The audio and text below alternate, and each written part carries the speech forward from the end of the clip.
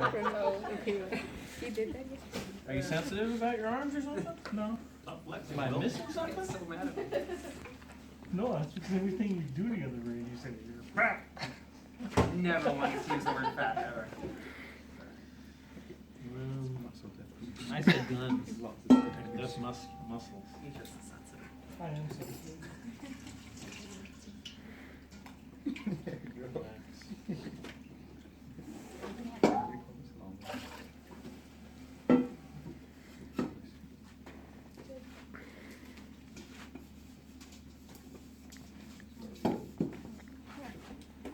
No, I just had.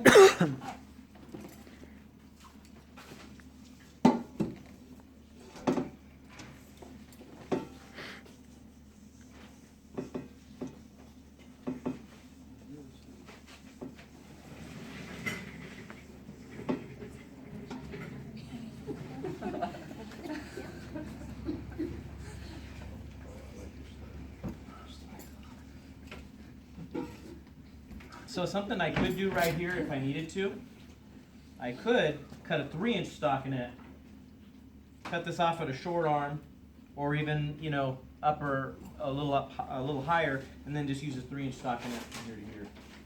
It's another option you can do.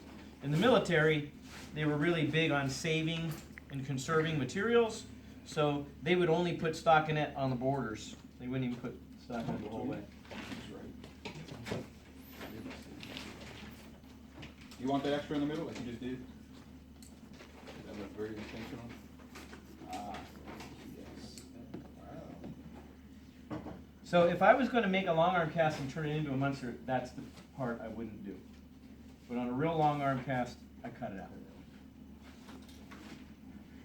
I'm going to bring you right on in there. Perfect. You're going to rotate around just like that.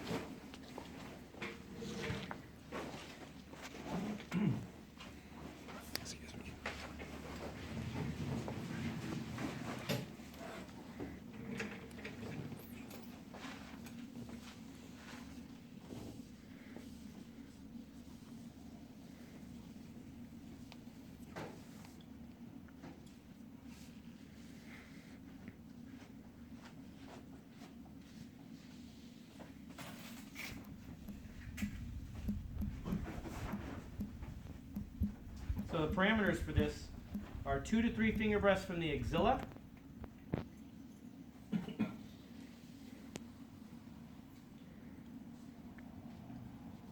And the same as a short arm, which is what? Mid-palmar crease.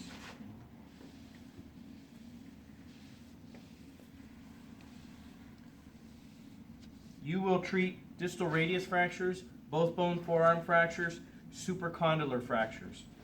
So basically, anything from the junction of the distal third humerus all the way to the wrist. 90 degrees? 90 degrees at the elbow, always. Very rarely will you do a cast, a long arm cast, in any other position. Some supracondylar fractures, they'll tell you between 90 and 110 degrees. It's either here or here. And the reason for that is to reduce them, make them look better on x-ray, you flex them up more. On some of them, not all of them. To get a better view on X-ray, you mean? No, to make the reduction, to move the bone into a better position. Can we also use the thicker web roll, the 4-inch? I'm sorry? Can we use the 4-inch web roll? The bigger arm? You can, yeah. But I did a 2-inch on him and I struggled a little bit, but I just want to show that you can do it. Very rare do I have to go for anything upper extremity more than 2-inch.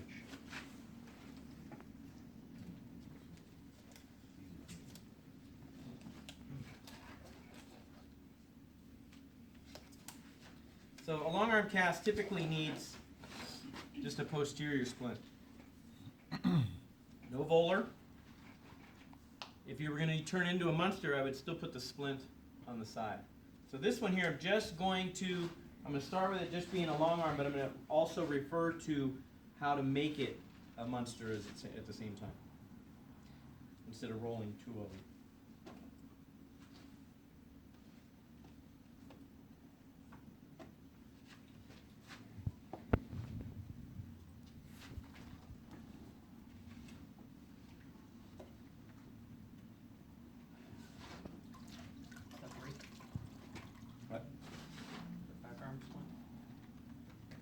2. 2. Okay. I'm gonna make it 4 here in a minute. You guys in your tuck and rolls, learn how to steer your plaster. See, it wants to go this way. Pick it up, move it.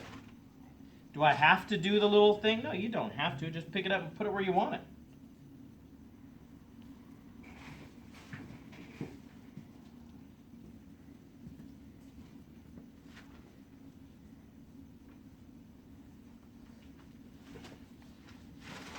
I don't spend a lot of time molding in between layers.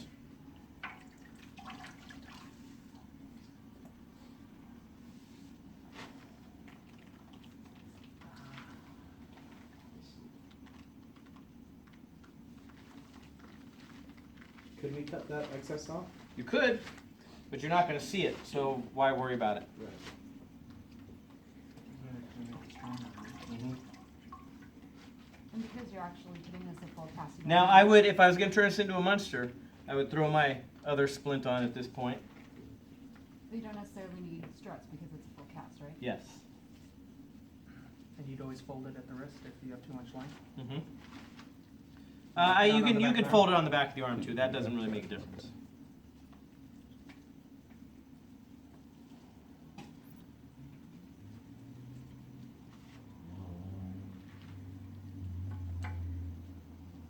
Now I'm not doing the money roll on him. His arm's big enough where I don't really want to risk the whole thing kind of falling apart as I'm trying to pull back my stockinette. I'll wait.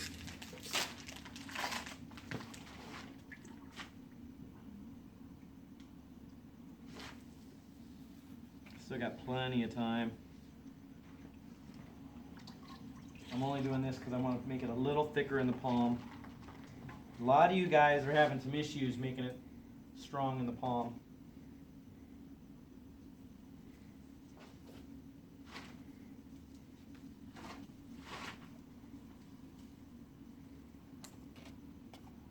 Your weakest part of this cast is going to be the elbow.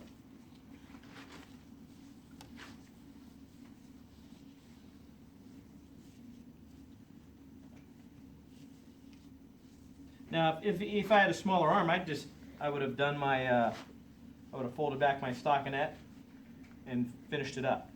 But with this guy's arm, I'm going to hold it, relax, put it down to his side whenever you let it dry.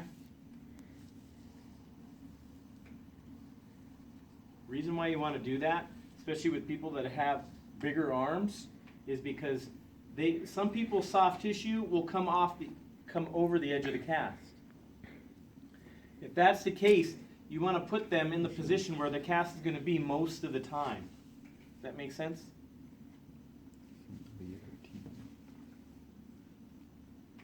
If I put his arm up, his soft tissue is in a different spot than it is when it's down. But we know it's all muscle.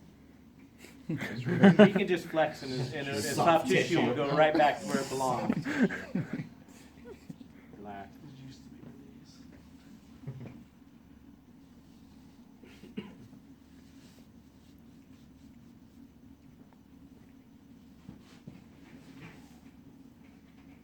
Now again, I would be putting my Munster molds in if I was going to turn it into a Munster. So if you're into a long arm cast, turn it into a Munster, which you can do, and I highly suggest it to people that are a little bit behind. Your cast will look just like this, but with molds, and I'll grade it. Nice thing is, if you don't like that grade, you don't have to turn that one into a Munster. You can just forego it and move on. So all you really require to get both the long arm and the monster grade with those molds. Yep, and well, you also don't want to make that cut in the stockinette. You also want to make the splint for that as well.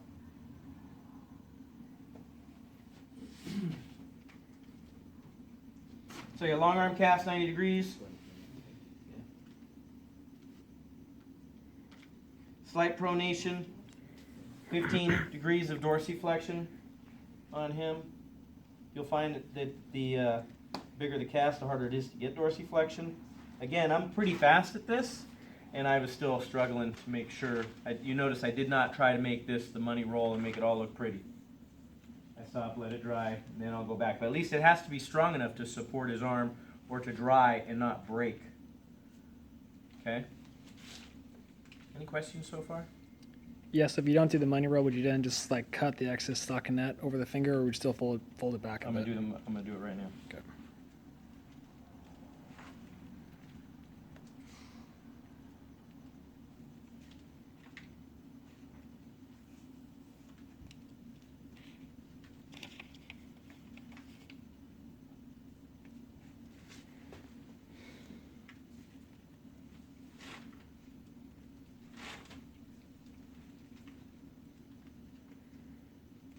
I must have done about 15 of these casts today.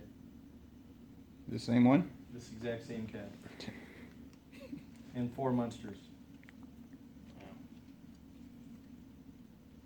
What's the most common cast that you Short do? leg cast is most common. Not a tibial fractures? Ankles, and then I would just put my money roll on top now. Nothing's really different from this point on.